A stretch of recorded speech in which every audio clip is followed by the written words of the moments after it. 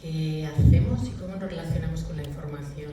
Entonces, la tarea era preguntarse unos a otros cuáles eran sus fuentes, cuáles eran sus canales, cuáles son sus prácticas informativas, y a partir de ahí el desafío ha sido: vamos a redactar una noticia con toda la información que hemos recabado y cuál sería el titular. Y sobre eso hemos estado trabajando, y por eso me parecía importante que hoy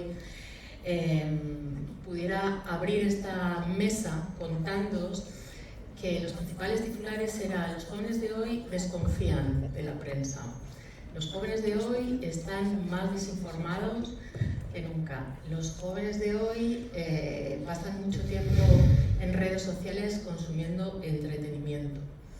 Y luego también hemos descubierto en las entradillas y en los cuerpos de la noticia que las razones de esta desafección es como que se aburren, que no conectan, que tampoco son, ellos reconocen, capaces de discriminar cuáles son las fuentes fiables, que han dejado de escuchar la televisión, de leer la prensa, de escuchar la radio, de ver la televisión y de leer la prensa.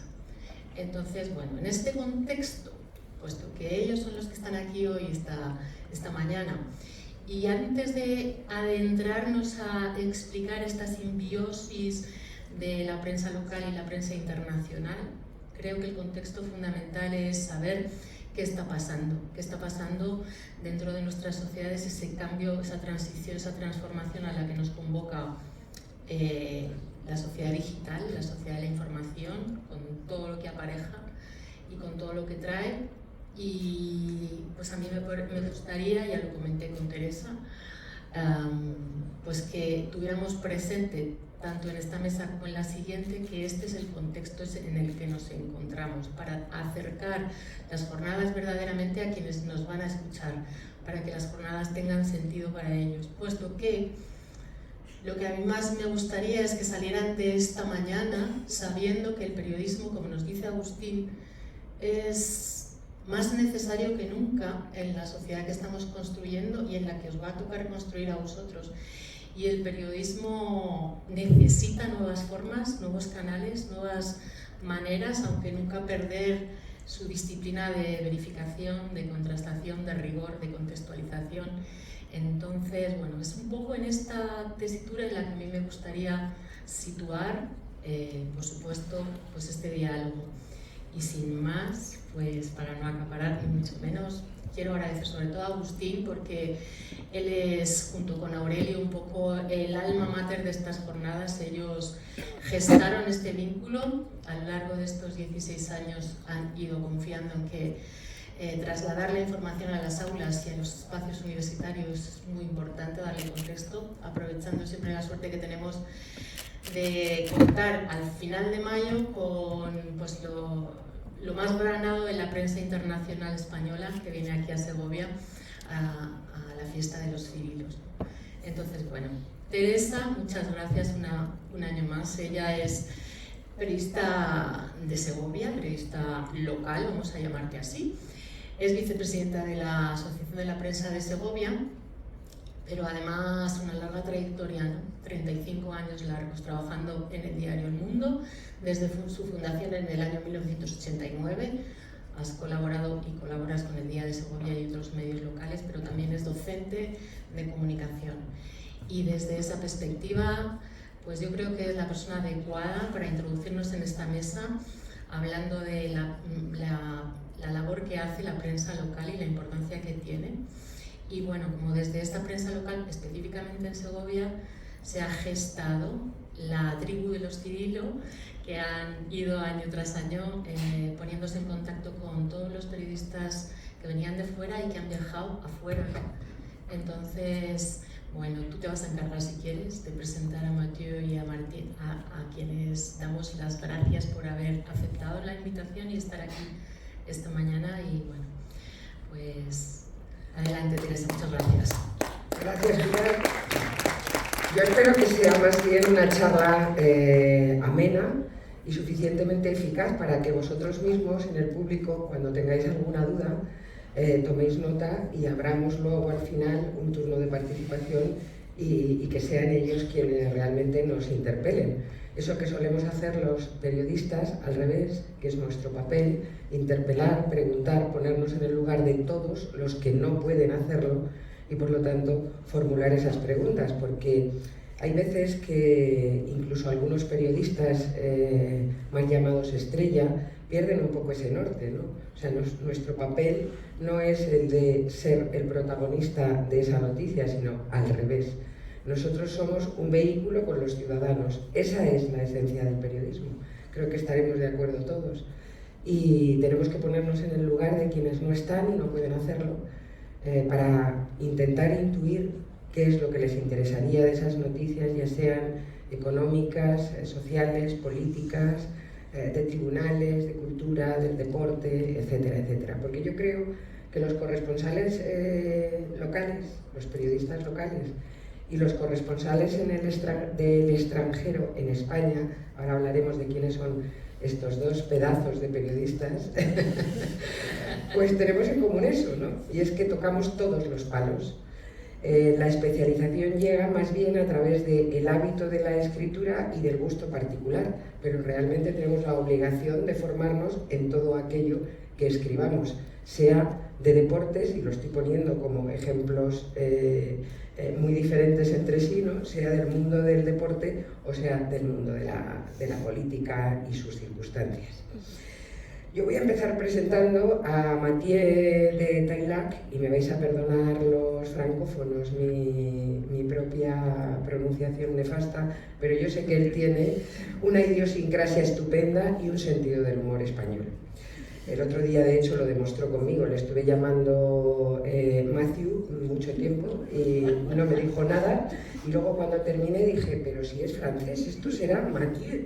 Pero no había dicho nada, cargado de paciencia, así que no pasa nada.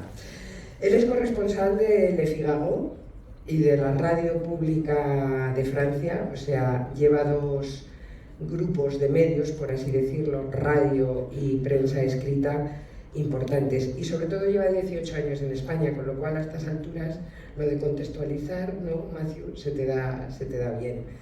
Hizo un máster, el máster del país, y se quedó en nuestro país y le cautivó. Luego él, si quiere, lo puede decir. Yo creo que también le cautivó una española, y además de cercanías, incluso, ¿no? Puedo decirlo, de la provincia de Segovia. En realidad vamos a hablar también de cómo incluso se enfocan los estudios de periodismo en diferentes países, porque en Francia no hay estudios universitarios de periodismo y por eso Mathieu vino a hacer ese máster en el país. Él estudió en realidad ciencias políticas y se presentó a un máster de periodismo en París y en Lille, y siendo el número 1 de su promoción en políticas, no le cogieron en ese máster de periodismo en París, lo cual puede interpretarse como que no tenían mucho olfato periodístico, porque aquí está 18 años después, habiendo hecho y está todavía haciéndola, ¿no?, una carrera brillante. Como él había hecho una Erasmus en Bilbao, cerca de su ciudad natal, Burdeos, pues llegó al máster de periodismo del país y todo luego ya fue seguido. Ahora nos dice él qué es lo que no fue seguido. Escribe de todo y, como los buenos corresponsales, pues lo que decíamos antes, ha tocado absolutamente todos los temas. No sé si todo lo que he dicho es verdad, si no, corrígeme, porque los periodistas nos debemos a las fuentes, los periodistas, y creo que... Yo tengo que corregir una cosita. Sí.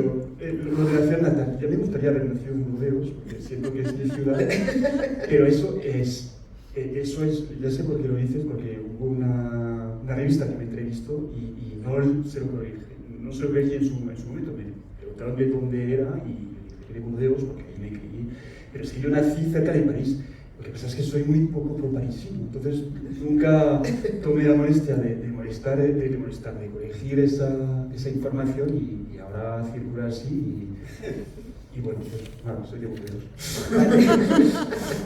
Pero es un poco, nos dice un poco de cómo solucionar los errores y que no todas las son de las fake news, evidentemente, porque tiene una relevancia, pero un pequeño error se va reproduciendo porque somos así nos fiamos periodistas de otros periodistas y al final pues se reproduce el error y hacen leyendas urbanas. Qué fino. El propio concepto de ser de, ¿qué significa? ¿No? Eso es. Porque el otro día estuve en Jaén y me preguntaron de dónde son mi mujer y yo, y dijimos de Madrid, pero claro, mi mujer es de Burgos, yo soy de Alemania, pero claro, venimos de Madrid y Vamos, el noreste de Madrid, ¿no? Así que somos de Madrid.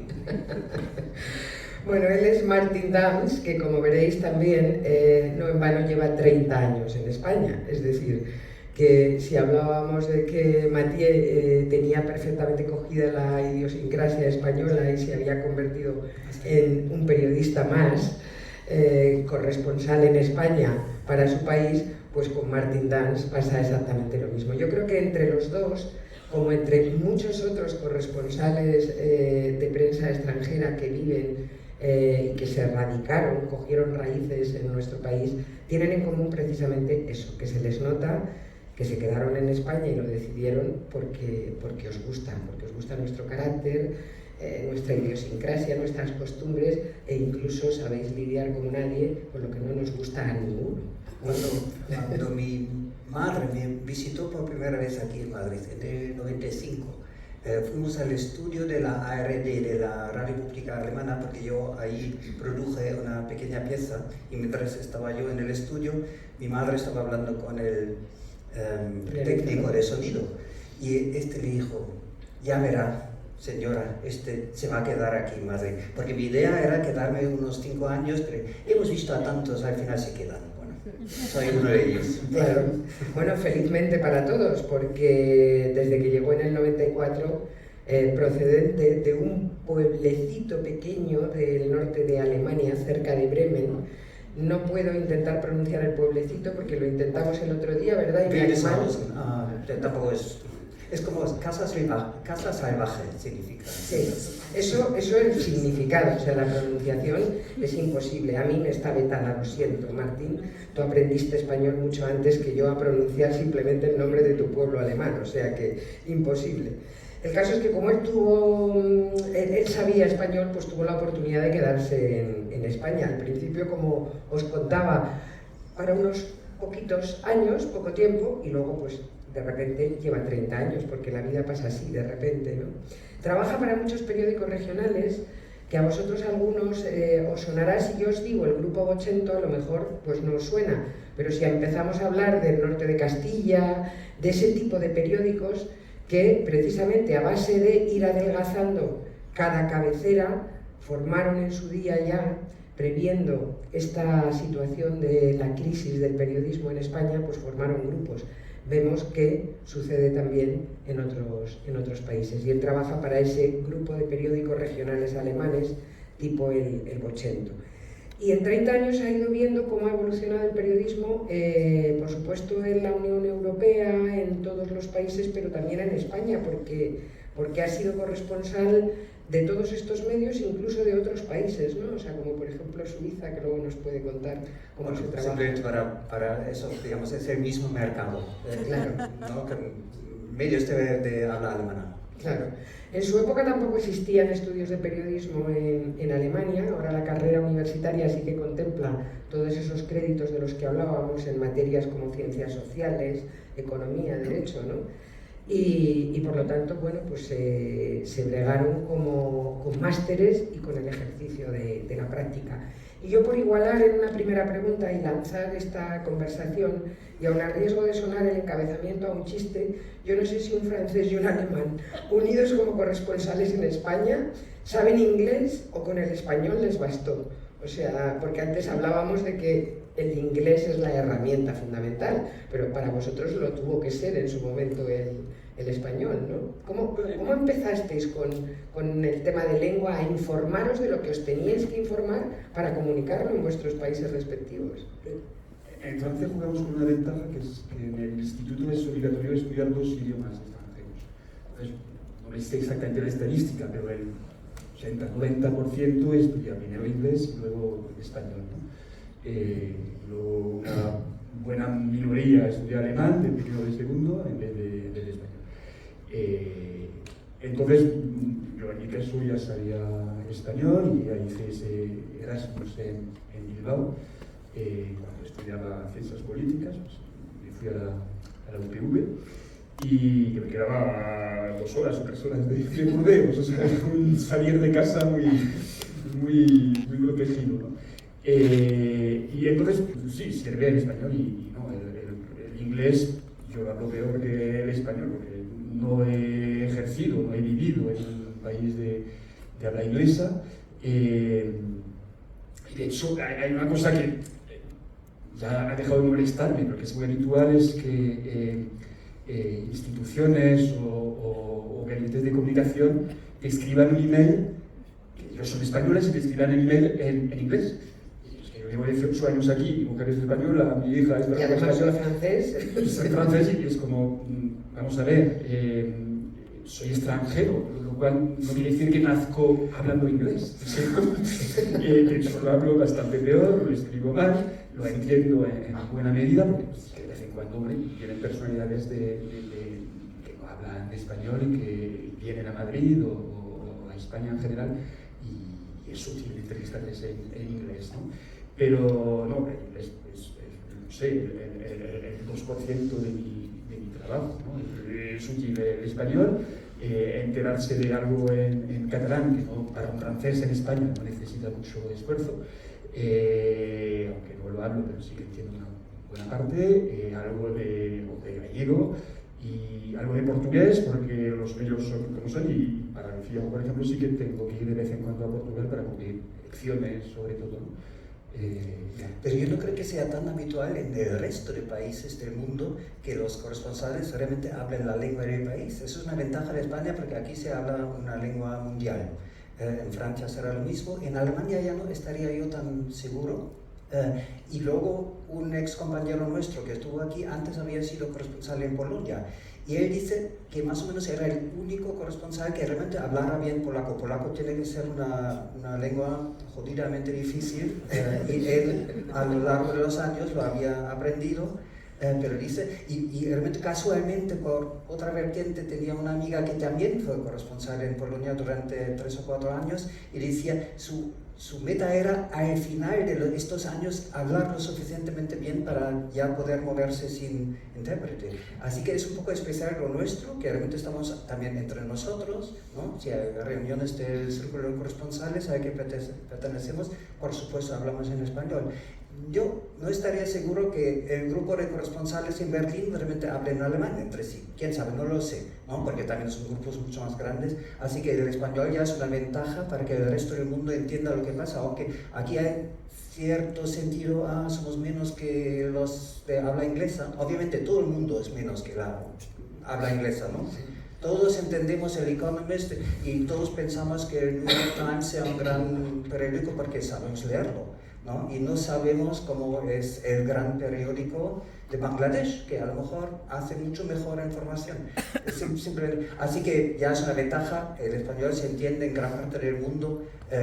Quiero decir, por todas partes hay gente que entienda, ¿no? Entonces, y nosotros. Y tengo un compañero inglés, el pobre, se le nota que le cuesta después de tanto, ¿no? Hay un chiste que dice que, ¿cómo se llama alguien que habla 3 lenguas? Que es multilingüe, uno que habla 2 es bilingüe y uno que habla 1 es inglés. Y les cuesta, los pobres, porque no están acostumbrados, mientras que los demás sabemos que tenemos que hacerlo. Bueno, la importancia de los idiomas parece que ha quedado claro, ¿no? Yo pensaba que entre los corresponsales era casi prácticamente esencial, si trabajas en España, saber español, por aquello de poder contribuir también a los resúmenes de prensa. Es decir, si tú no sabes español, no sabes de primera mano qué publica en portada El País, La Vanguardia, El Mundo, y yo creo que las cabeceras de los periódicos también interesan. ¿Eso también ha cambiado, esa lectura de la prensa? Yo creo que no puedes trabajar sin saber español, sin saber leerlo y entenderlo en buena medida. Aquí en España sí, como hables, pero te digo, en otros países hay que parecerlo. Claro. Pero también hay una cosa, yo creo que Martín, tú llevas 30 años, yo llevo 18. Eso tiene que ver también con la economía de los medios de comunicación, es decir, que lo normal con los corresponsales fijos de plantilla es que te cambian a los 4 o 5 años de destino, para que no te tengas un síndrome de Estocolmo, ¿no? Que no te enamores demasiado del país y que te acuerdes de qué les va a suscitar curiosidad a tu público, a tus lectores, tus oyentes, tus televidentes, ¿no? ¿Por qué no ocurre eso? No sé si habla por ti, con Martín y conmigo, porque yo soy freelance, es decir, trabajo para varios medios, porque, bueno, para llegar a fin de mes, básicamente, ¿no?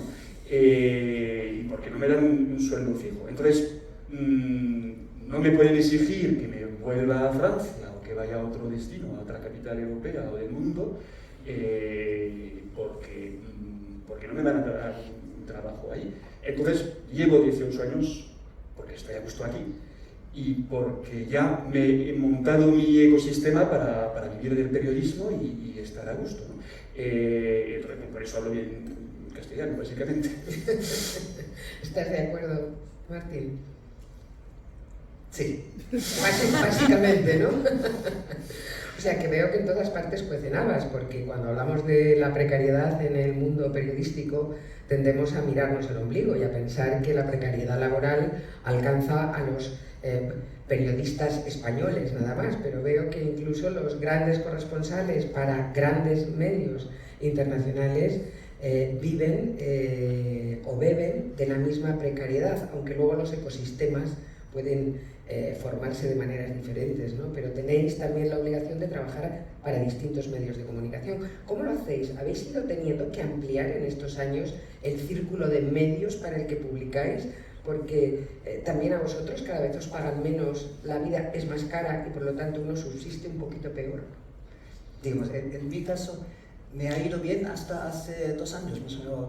Déjame pensar, hasta finales del 2020. Yo recuerdo ese momento porque fue durante la fase aguda de la pandemia, y entonces en Alemania empezó más tarde, a finales de aquí los primeros meses fueron los más agudos aquí en España y eso llamó la atención en el resto del mundo. A ti a lo mejor también te pasó que tenía que escribir mucho sobre la pandemia y aquí en España, ¿no? Y a finales de 2020, de repente en Alemania, cuando aquí había un bache, en Alemania hubo un repunte, o el primer repunte. Y entonces me di cuenta que de repente publicaba menos. Y desde entonces es un poco casualidad. Hay amigos que dicen, ya desde los años 0 les iba cada vez un poco peor. Pero es lógico que les vaya peor. No sé si vamos a hablar de eso directamente, pero te lo conté el otro día por teléfono. Uno de mis clientes, un periódico suizo, entonces era uno de mis clientes, en los años 90 se permitía el lujo todos los años invitar a todos los corresponsales que tienen en el mundo para una reunión en Zurich, Suiza, ¿no? También hay que decir, son ricos en general, pero esto me pareció. Y yo tampoco tenía un contrato con ellos, sino trabajaban, me pagaban cada artículo, pero pagaban bien, y dicen, bueno, esto es nuestro corresponsal. Entonces, no sé qué año fue, 96 creo, 97, dijeron que habían abierto su página web y que ahí podías leer todos los artículos que leías en el periódico por escrito. Digo, pero ¿qué os pasa? ¿Cómo lo podéis regalar si a la vez pretendéis venderlo?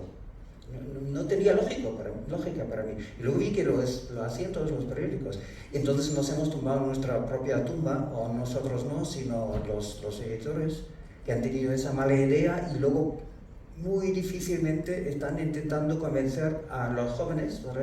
Sí, se puede pagar por buena información, pero yo entiendo, si me llega la información gratis, ¿por qué voy a pagar? ¿No? Yo entiendo esa lógica. Y luego poco a poco tienes que ir aprendiendo, a lo mejor sí es un poco mejor la que estamos pagando, pero por eso nos tenemos que esforzar realmente, especialmente para dar la mejor información posible. Yo no soy tan escéptico sobre el panorama en general, ahora podemos entrar en ese debate, pero por supuesto va peor el negocio.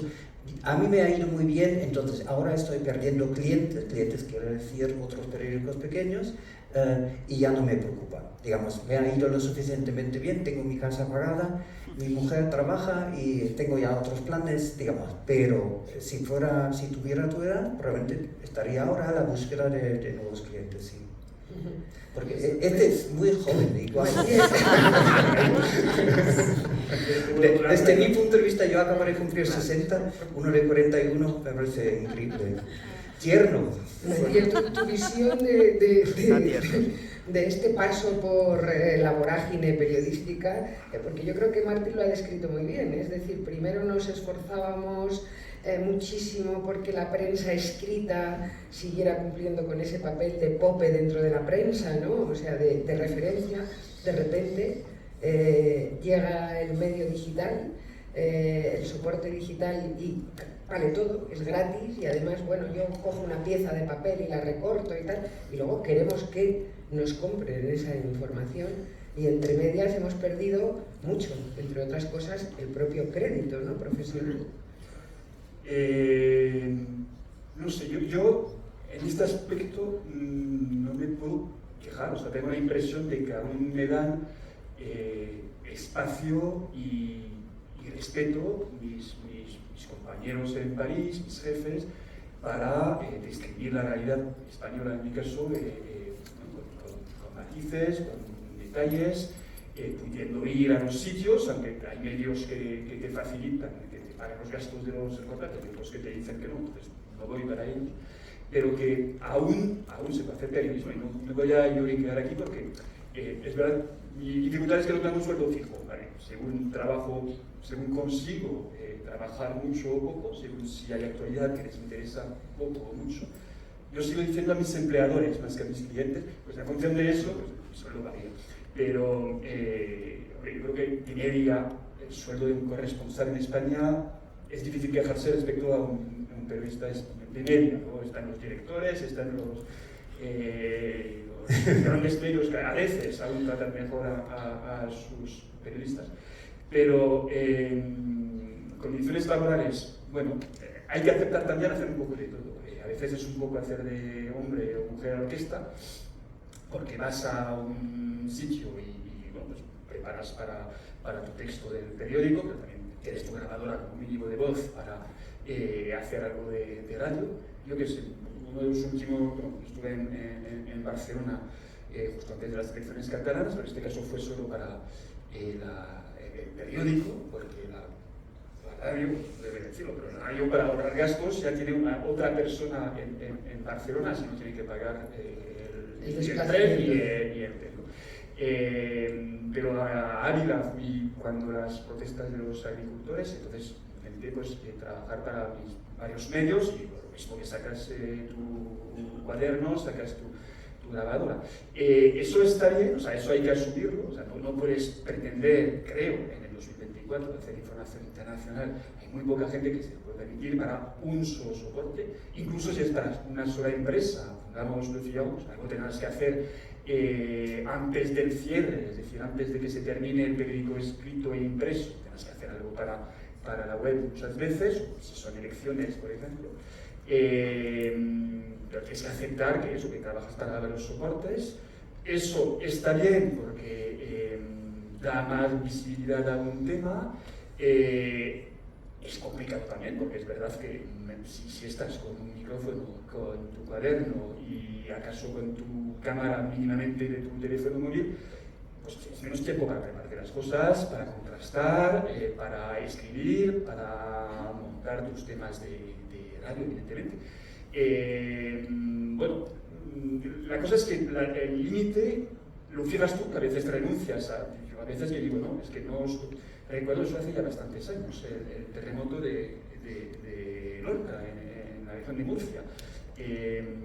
Cogí un coche, conduje durante la noche y llegué a la Alba, que es la hora de mayor audiencia de la radio, ¿no? Y me pedían, haz crónica, dejadme ya un momento para hablar a la gente, porque estoy en un parking de supermercado, he ido a Lorca y no hablo con nadie, o sea, ¿para qué queréis que vaya ahí?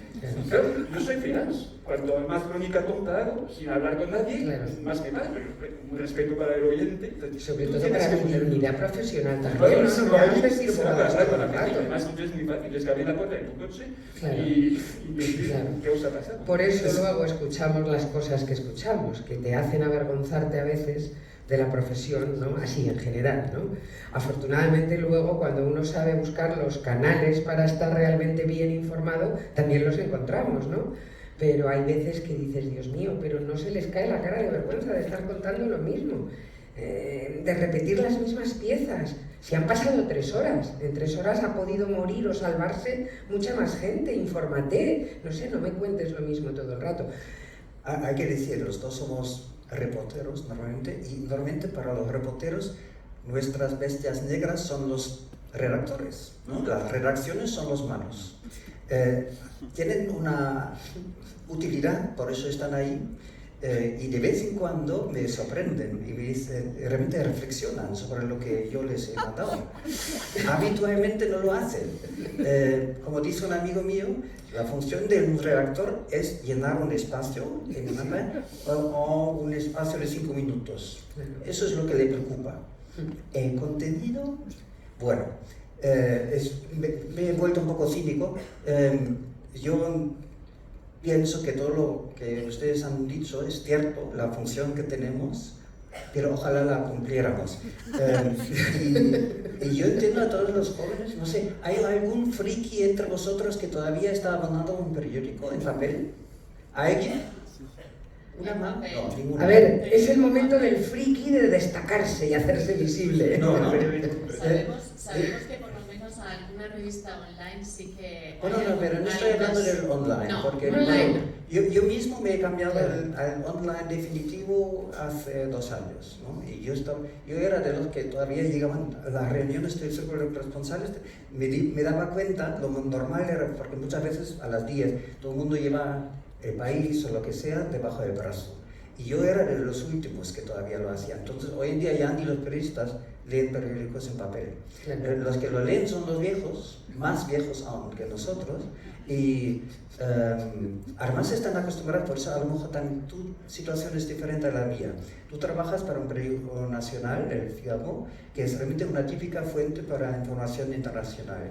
Mis periódicos son periódicos regionales que antes la gente en su casa estaba acostumbrada a recibir toda la información de ese periódico. Era su fuente de confianza. Eso ha cambiado totalmente. Y a lo mejor no, ni para mal, ¿no? Porque si tú eres capaz de ser un usuario de medios crítico, tú puedes ahora, tienes eso, tú puedes ir a todos los sitios, puedes ir a las fuentes. Yo creo que también nuestra percepción sobre la calidad del periodismo ha cambiado porque nuestras esperanzas han subido. Yo, por casualidades de la vida, ahora leo muchos periódicos de los años, incluso del siglo XIX, pero sobre todo años 20, 30, 40, 50, os digo, no fueron mejores los periódicos entonces, pero la gente se daba menos cuenta.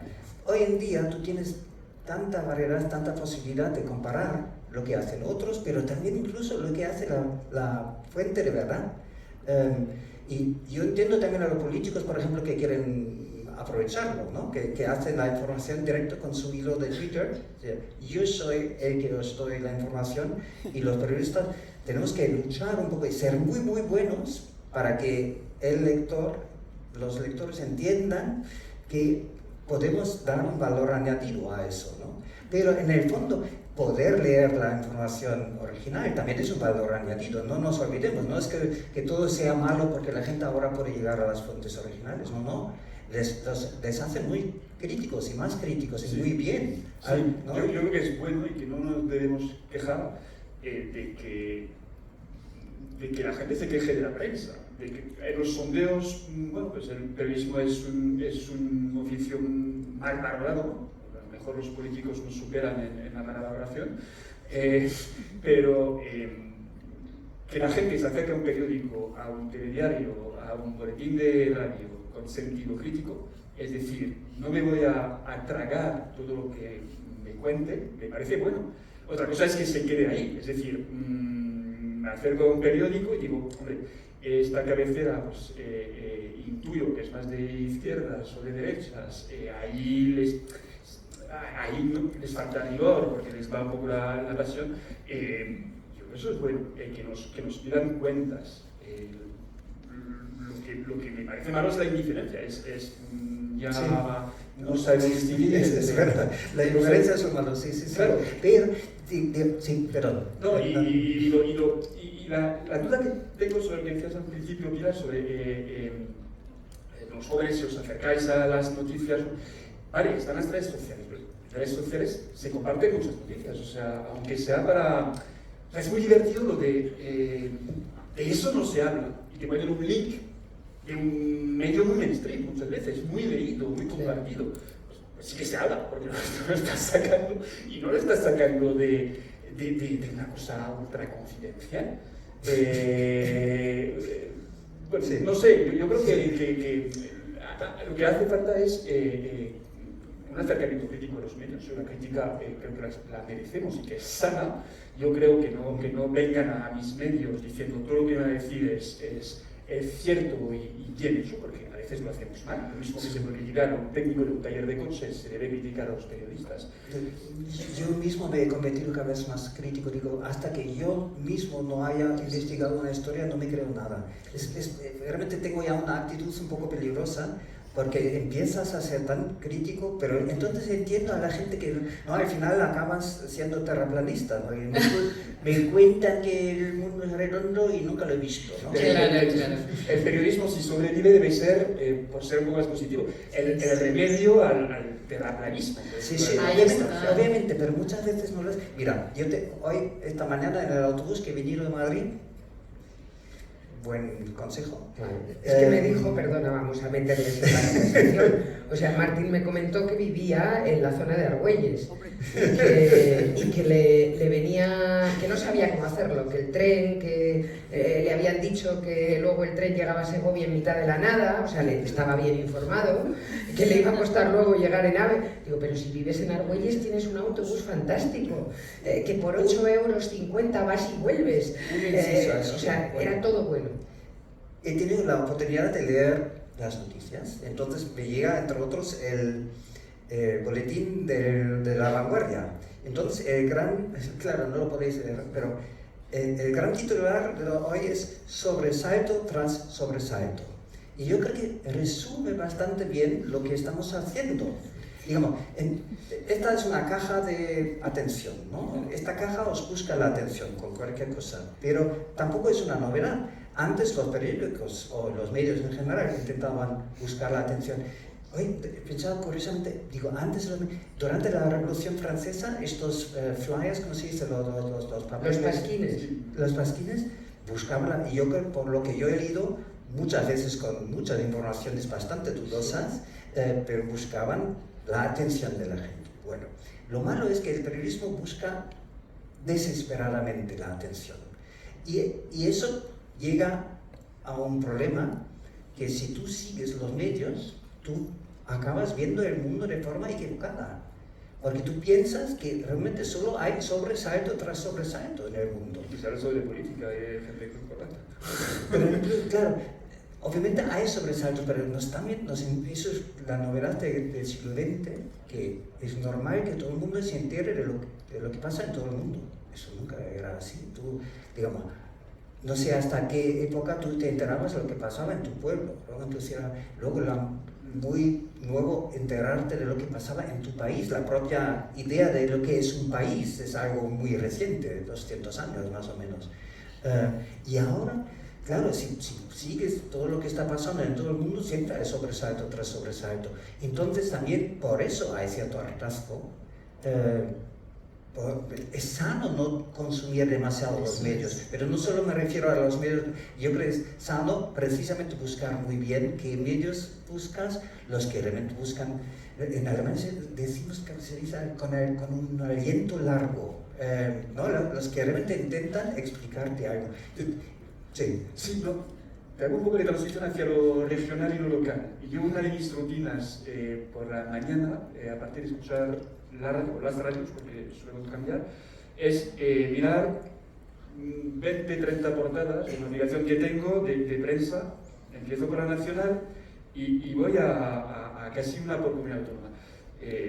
Aquí como tengo un vínculo familiar con Segovia, pues ese es un buen compañero, no es tanto, Pero te enteras de temas que no salen evidentemente en la prensa nacional, que no salen en la portada. Y puedes proponer, y eso es mi vínculo entre periodismo local, regional y el periodismo internacional. Aquí, por ejemplo, hice un tema antes de las elecciones autonómicas sobre la crianza de cerdos. ¿La crianza de? Cerdos, las granjas. Vale. Hay en la provincia de Segovia 1.300.000 cerdos, toca 8,5 cerdos por Segovia. Censados, sí, usaba sin papeles también. Entonces, pues esos son temas que descubres por la prensa local. Dice, ¿qué interés tendrá para un periódico internacional? Pues sí, porque hay una campaña de Castilla y León que interesaba, o que se veía venir, que iba a ser el laboratorio de alianzas entre PP y Vox. Y el tema de las macrogranjas se podía ilustrar en Segovia. Fácil decir que quieres una estatua. Eso a mí me desconcertó la primera vez que lo vi. ¿La estatua del diablo? No, la estatua de Cándido. ¡Ah, de Cándido! Con 4 cochinillos en la bandeja. Yo no lo he visto en ninguna otra ciudad. Entonces, eso es muy bien porque en los periódicos buscas dar imágenes para ver, describes eso y empiezas así tu reportaje y luego cuentas la importancia que tiene esa industria dentro de una provincia.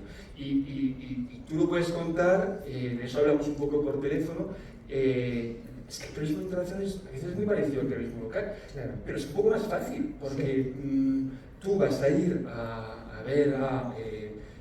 intentar hablar con el gremio, que no siempre es fácil, con críticos que se están movilizando por las externalidades, vamos a llamar así, los problemas que pueden provocar una industria como esta. Hay cosas que te sorprenden, y por contar una anécdota, después de ver con un grupo de activistas la construcción de una granja, acompaño a uno, salió en mi coche en el suyo para seguir la entrevista y nos damos cuenta de que hay un coche que nos sigue.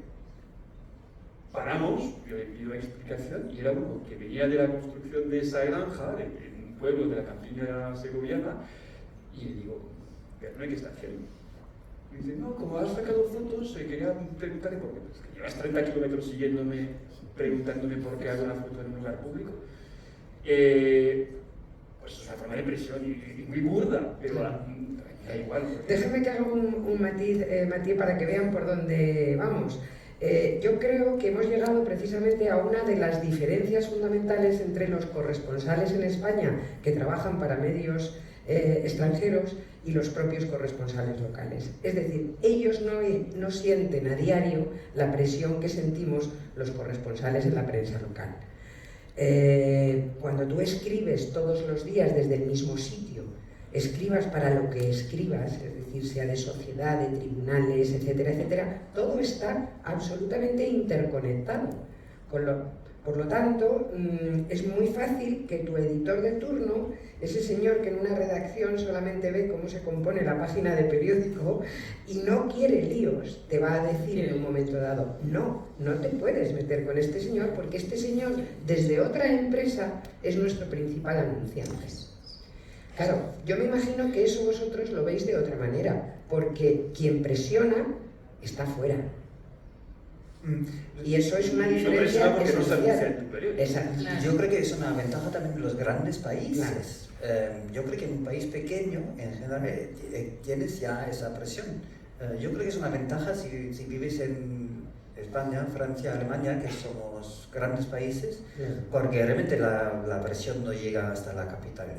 En casos muy, muy concretos, pero tiene que ser gente con mucho poder y no el granjero que acaba de abrir una nueva manzana. Sí, hay la diferencia fundamental, ya que hay muchos muchos estudiantes de publicidad, es que en un medio, sobre todo un medio que tiene dificultad económica, o que tiene pocos anunciantes. Ahora son casi claro, todos, ¿no? Claro. Pues la presión del anunciante puede ser fuerte.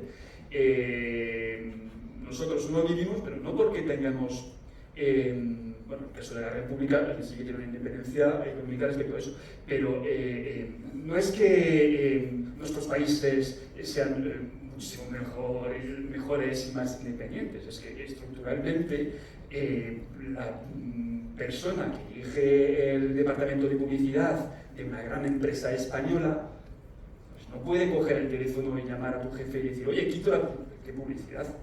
Si no te anuncias, no existe esa presión. También se traslada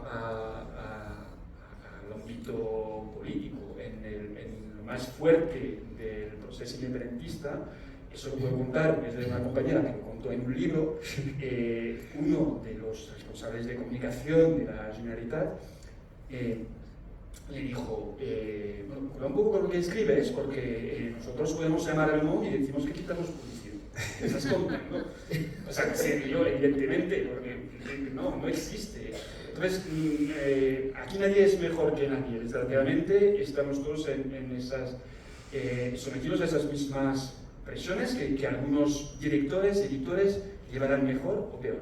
Pero jugamos con esa ventaja, mismo que los españoles fueran, con esa ventaja, es que no te va a llamar. Y la otra ventaja es que no es nuestra batalla. A ver, Le Figaro es de orientación de centro-derecha. La radio pública francesa tiene fama, bueno, algunos están de acuerdo con si esa fama es merecida o no, de ser de centro-izquierda, o de ser ahora más pro-macronista. A mí nadie me dice de Le Figaro, como somos de centro-derecha, tenemos que tratar bien al PP y matar al PSOE, o a Sumar o algo. Qué suerte. No es. Yo sí batalla. Y además saben que la parte internacional, pues hay hasta lectores que son más de centro-izquierda que compran Le Figaro porque se trata muy bien, creo, que la información internacional en Le Figaro y Le Monde y poco más. Entonces lo intentan mirar. O sea, son esas ventajas, no es nuestra batalla. Y podemos contar las cosas como nos parece. Nos gusta, creo, a veces demasiado hablar de lo difícil que es nuestro trabajo, ¿no? Y pues, hablar de presiones y eso. Y yo creo que pasa pocas veces. La verdad, no es mi experiencia. También cuando hablo con compañeros, por lo menos, tengo que decir, tengo muchos más amigos alemanes que trabajan en Alemania, y casi nunca nadie me habla de ese tipo de presión, ni de parte de la redacción, ni de parte de nadie, ni de la política. Yo creo, tú antes has dicho, nunca deberíamos ser nosotros los protagonistas. Tenemos ese pequeño problema que surge nuestro nombre directamente, ¿no?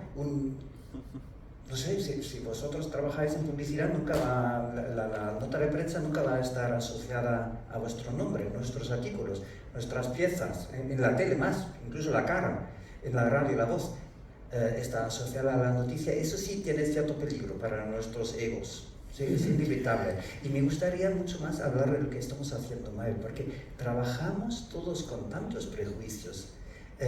Y yo me estoy hablando el otro día el otro día quiere decir, tengo 60 años, el otro día quiere decir probablemente hace 2 años. Hablé con una joven compañera y dice, claro, en la redacción siempre la gente se pregunta de qué lado estoy cuando doy una noticia, ¿no? ¿Eso me parece bueno o me parece malo? Y digamos, eso yo creo que es el mayor problema que tenemos como es mi impresión. Antes no lo veía así, poco a poco he llegado a esa conclusión que se nos nota demasiado lo que pensamos de lo que estamos escribiendo. Y a lo mejor es inevitable, no sé, ¿sabes? Porque yo obviamente también cuando escribo sobre algo, digo, mira, lo que podremos entrar en varios debates aquí. Era una de las claves que hablábamos con ellos. Distinguir cuando estás redactando una noticia, cómo cuentas un hecho y cómo discriminar, que estamos demasiado acostumbrados tal vez a que exista generalización, interpretación, inclusión de la opinión, porque como estamos tan acostumbrados a vivir en un ámbito en el que eso se da por natural, entonces aprender a saber discriminar qué es un hecho y cómo se contiene contrasta y a quién le preguntas. Y normalmente con buenas intenciones. Yo creo que mucha gente que no es periodista piensa que queremos manipular a los lectores, oyentes, televidentes. Y no, normalmente con las mejores de las intenciones, no, tenemos que poner contexto. Y realmente es así. Y es, en el momento de poner contexto, yo me he dado cuenta, últimamente ha habido varios ataques en Alemania a políticos. Realmente han sido políticos más bien de izquierdas atacados por la derecha. Ahora, entonces, ¿cómo escriben sobre esto? Obviamente, los pobres políticos están viviendo hay un ambiente de crispación. Ahora, el ataque de intento de asesinato al primer ministro de Eslovaquia, Fico, ¿no? Se llama. Hoy he leído el artículo en el Frankfurter Allgemeine Zeitung, que sería un poco como el Figaro, un periódico serio, burgués. Directamente, más o menos, culpa al propio presidente de haber sembrado tempestades, ¿no? Sí. Y probablemente será verdad, pero nunca a nadie se le ocurrió hacerse la misma pregunta cuando las víctimas han sido políticos que nos gustan más. Entonces, cuando nos gustan más estos políticos, es la culpa de los demás. Cuando es un político que no nos gusta, probablemente a mí tampoco me gustaría, entonces directamente cambia totalmente la forma de escribir sobre el tema. Y eso, estoy seguro, el Frankfurter Allgemeine lo hace, es realmente uno de los mejores periódicos de Alemania. Y la gente lo hace, pero no se da cuenta de lo que está haciendo. Creo que lo que hay que hacer es la clásica distinción entre la objetividad, que no existe, que está bien como meta, inalcanzable. Claro. Si eres honesto, o sea, entre la objetividad y la honestidad, si eres honesto vas a tender, vas a apuntar a esa objetividad. Sí. Pero tienes que hacer de vez en cuando un trabajo crítico sobre qué has hecho. Yo hace poco revisé mi agenda de politólogos.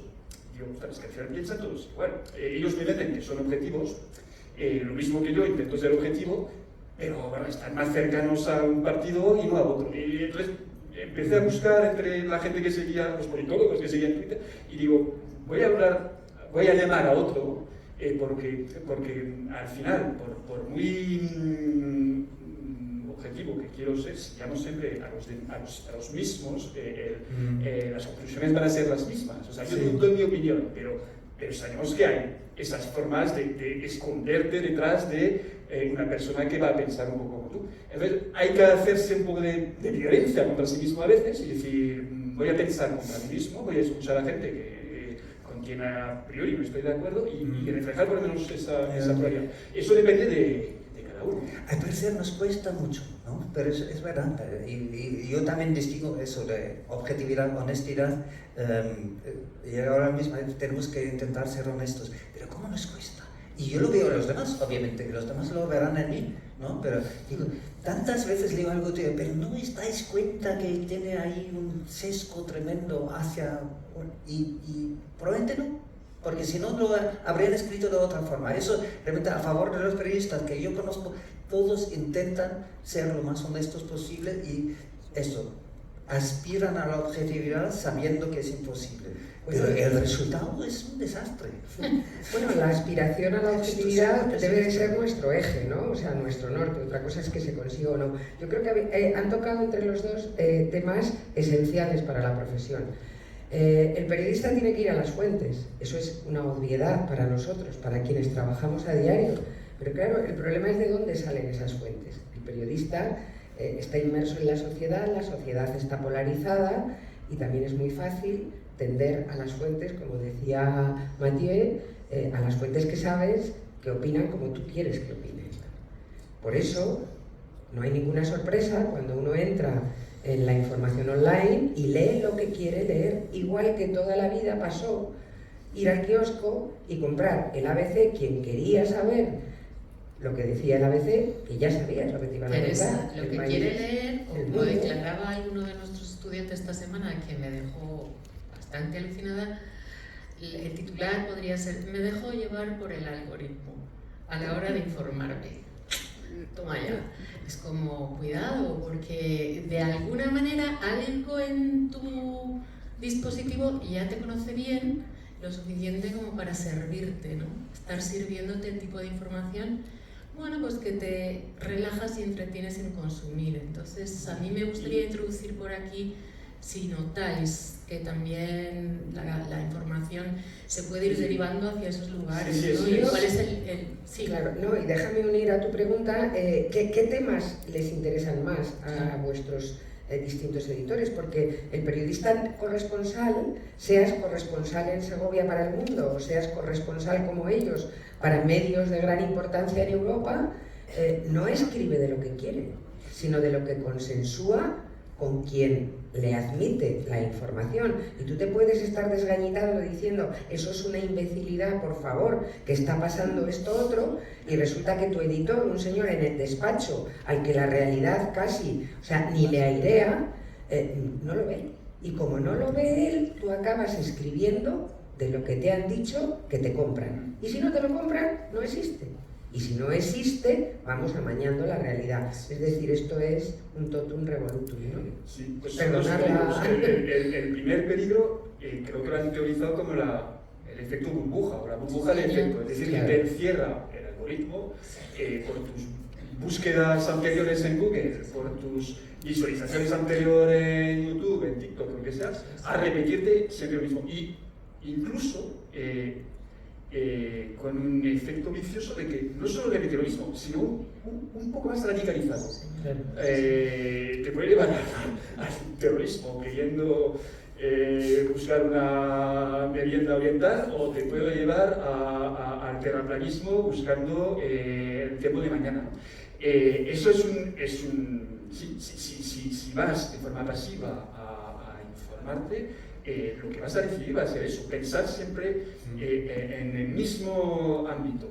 Eso hay directores responsables de medios, que para mí son cínicos, que lo tienen muy asumido porque eso vende. Entonces, porque mucha gente va a un medio de comunicación para ganarle la discusión a su cuñado en la cena de Navidad. Entonces quiere que le simplifiquen los argumentos y que le digan, no, Pedro Sánchez es así, Feijóo es así, porque tal igual, a ver qué me replicas. Ya está, ya los argumentos de los partidos que distribuían, que siempre han distribuido a sus afiliados, a sus cuadros, ahora nos vienen a los ciudadanos y así se venden periódicos y medios. Pero la otra, sobre definir temas, es un diálogo.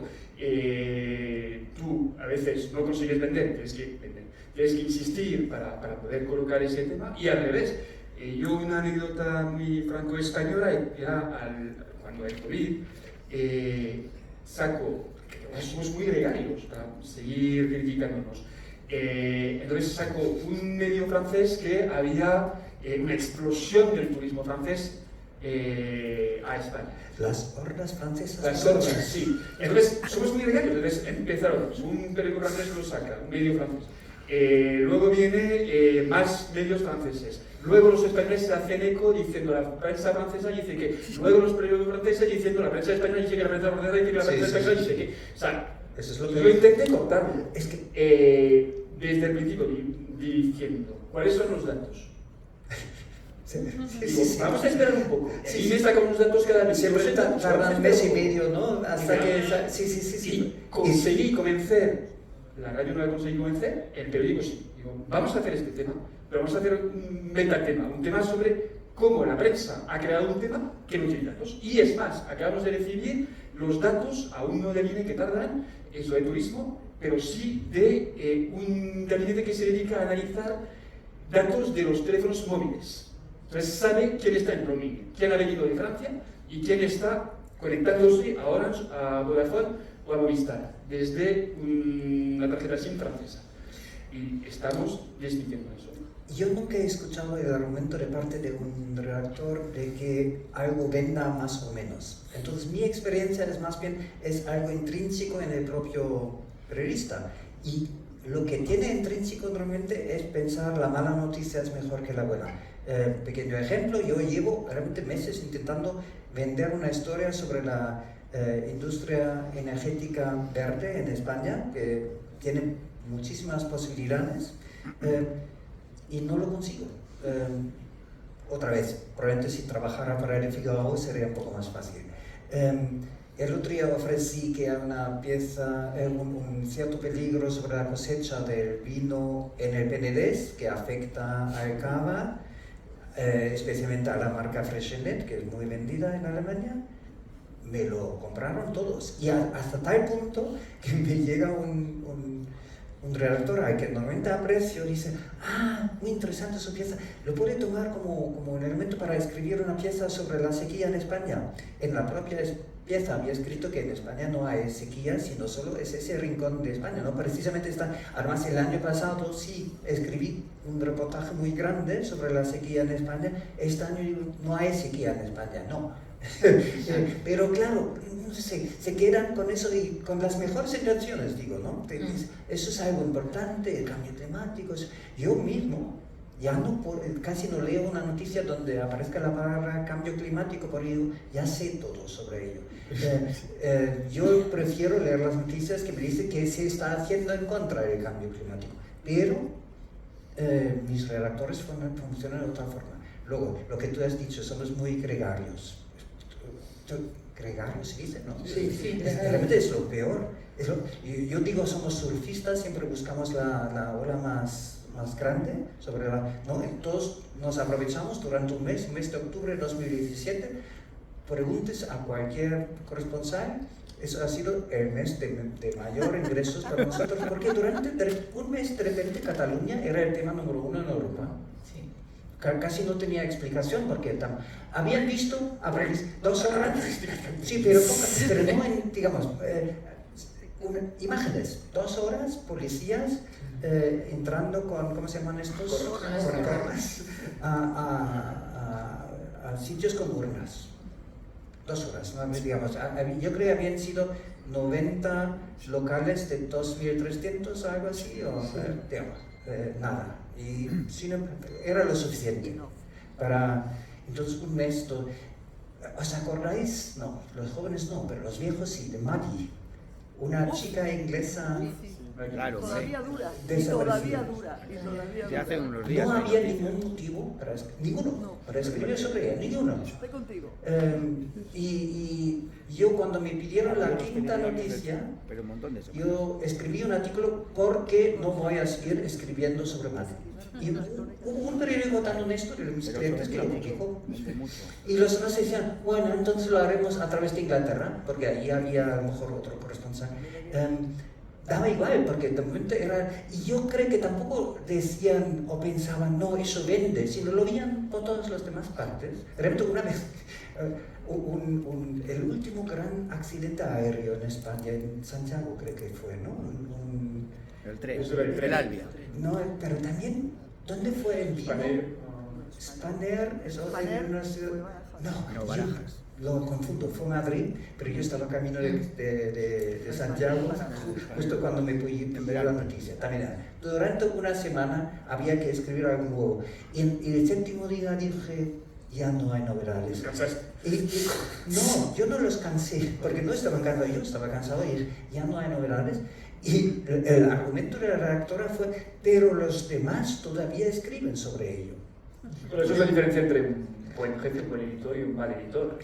Los demás tenemos que hacer lo mismo. Sí, pero eso es la diferencia entre medios serios y para los que trabajan. Más que de medio es de persona. Un jefe que confía en sí mismo, confía en sus equipos. Pero hay demasiados de los otros, pero estoy de acuerdo, sí. A veces, igual que he dicho, ¿no? Un periódico realmente ha publicado ese artículo porque no voy a seguir escribiendo sobre Maddie y los demás lo buscamos de Londres. Hablaba antes el presidente